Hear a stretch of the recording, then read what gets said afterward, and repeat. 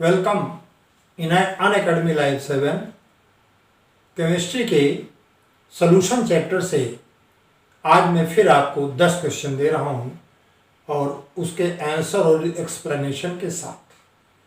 कल के 10 लेक्चर को माने सॉल्यूशन पार्ट फर्स्ट के 10 क्वेश्चन को आपने पढ़ा होगा। वैसे काफ़ी लोगों ने नहीं पढ़ा है, व्यूज बहुत कम है जो कि नीट और जेई के लिए बहुत ही इम्पोर्टेंट है।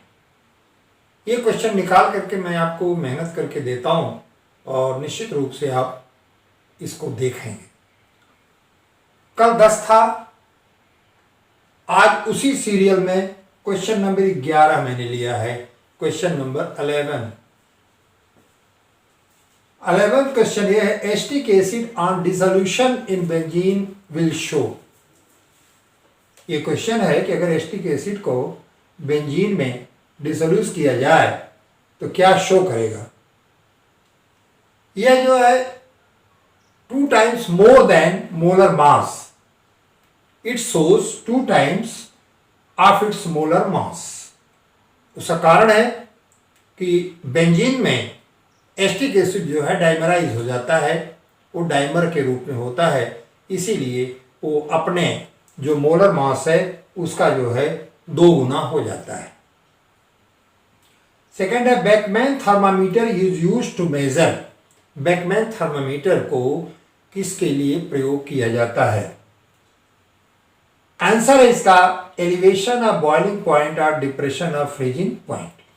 इसकी एक्चुअल रीडिंग चाहे वो बॉइलिंग पॉइंट की हो और चाहे वो फ्रीजिंग पॉइंट की हो, एक्चुअल रीडिंग इससे नहीं ली जा सकती। यहाँ एक्सप्लेन कर दिया है मैंने ब्लू पेन से कि this thermometer does not read actual boiling point और freezing point of the solution but gives their value on its scale. उसकी वैल्यू को ये देगा। This leads evaluation of delta TF that is freezing point and delta TB that is boiling point up to least account of 0.01 degree centigrade. Now question number 13. Solution distilled without change in composition or at temperature are called। जैसे कोई solution को उसको distil किया जाए तो उसका composition जो है चेंज ना हो तो वह सोल्यूशन कौन सा है, तो वह सोल्यूशन एजियोट्रॉपिक सोल्यूशन है। कल एजियोट्रॉपिक सोल्यूशन के बारे में मैंने आपको बताया था। Now question number 14, to form super saturated solution of salt और मस्ट, इसको क्या करेंगे, क्या इसके लिए मस्ट है। आंसर है cool rapidly. On cooling the temperature falls rapidly, crystallization occurs slowly. जब आप बहुत तेज इसकी कूलिंग करते हैं तो इसका क्रिस्टलाइजेशन तो होता है, लेकिन crystallization the rate of crystallization that is slow. Thus metastable state और super saturated solution state exist for a short time.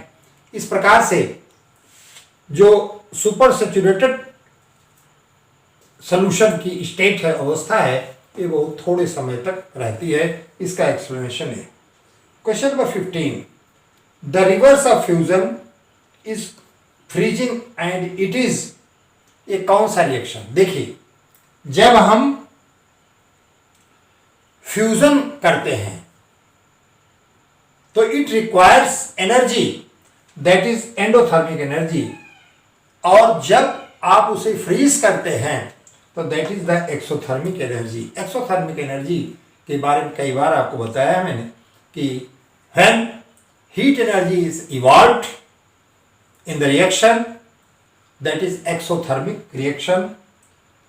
तो the reverse of fusion is freezing that is the exothermic reaction. Now question number 16, the elevation of boiling point for 1 molar solution of a solute in a solvent is called। अगर 1 molar solution solute solvent में dissolve किया जाए तो उसका जो elevation of boiling point होगा what will be, तो उसका आंसर होगा molar ebullioscopic constant delta is equal to K B into molarity. Molarity यहां पर क्या किया गया 1, then delta T is equal to K B, constant boiling point. Now question number 17, if the temperature increases 0 degree to 50 degree at atmospheric pressure, which of the following process is expected to take? जब हम 0 से 50 degree centigrade पर किसी भी solution का, किसी भी liquid का टेम्परेचर इंक्रीज करते हैं तो मॉलिक्यूल्स की काइनेटिक एनर्जी इंक्रीज हो जाती है, और जब मॉलिक्यूल्स की काइनेटिक एनर्जी इंक्रीज होगी तो इवोपरेशन होगा। तो इसका जो है आंसर वेपराइजेशन। एक्सप्रेशन लिख दिया मैंने, an increase in temperature favours evaporation due to increase in average kinetic energy of the molecule. Now question number 18. On the basis of intermolecular forces, predict the correct order of decreasing boiling point of compound. यहाँ पर chart दिया हुआ है, तो इसमें आपको देखना है कि किसका बॉइलिंग पॉइंट किस रेशियो में डिक्रीज कर रहा है। उसके लिए पहले आप देख लीजिए, पहले एक्सप्लेन मैं कर देता हूं, आप स्वयं कर सकते हैं कि एक दिया है मेथिल अल्कोहल। मेथिल अल्कोहल में हाइड्रोजन बॉन्डिंग होती है, और जिसमें हाइड्रोजन बॉन्डिंग होगी उसका बॉइलिंग पॉइंट ज्यादा होगा।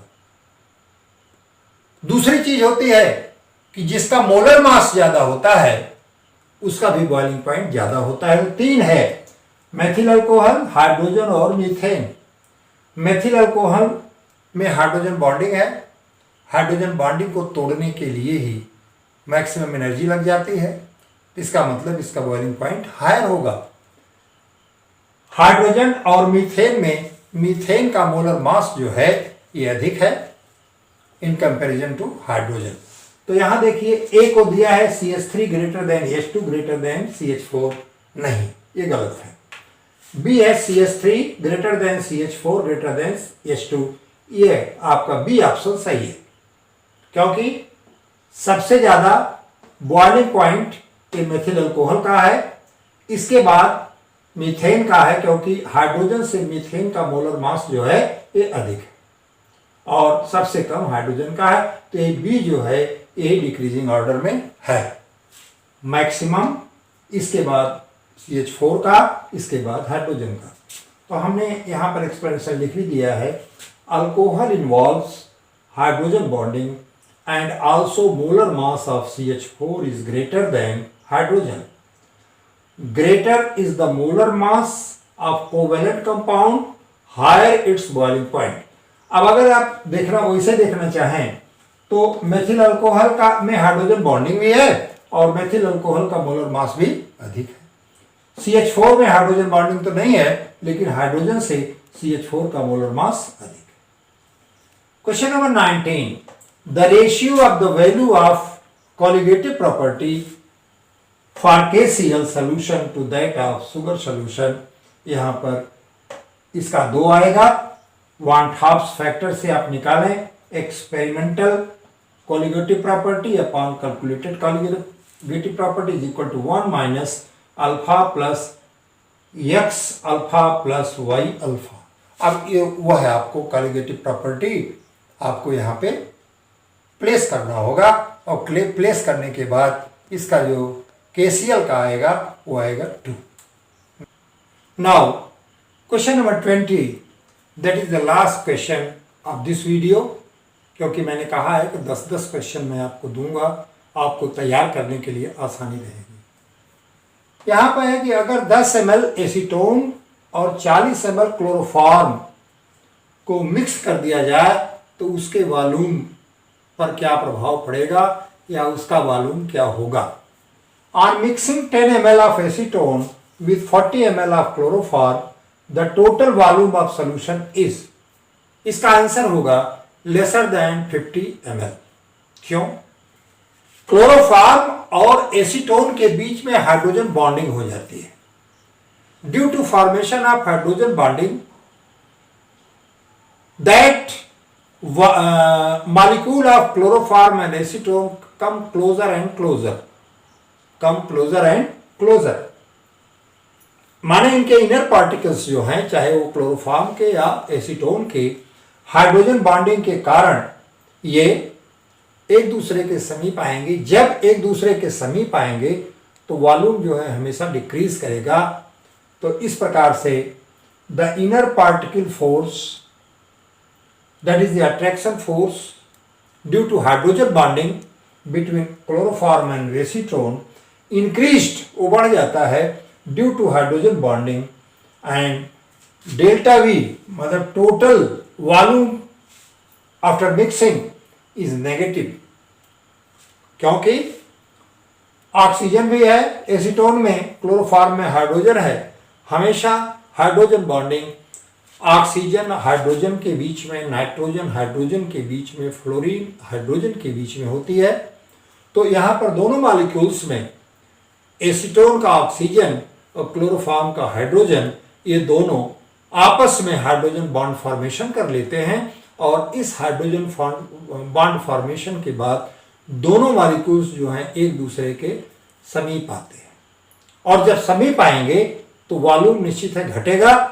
तो इस तरह से when we mix 10 ml of acetone and 40 ml of chloroform, then the volume that will be lesser than 50।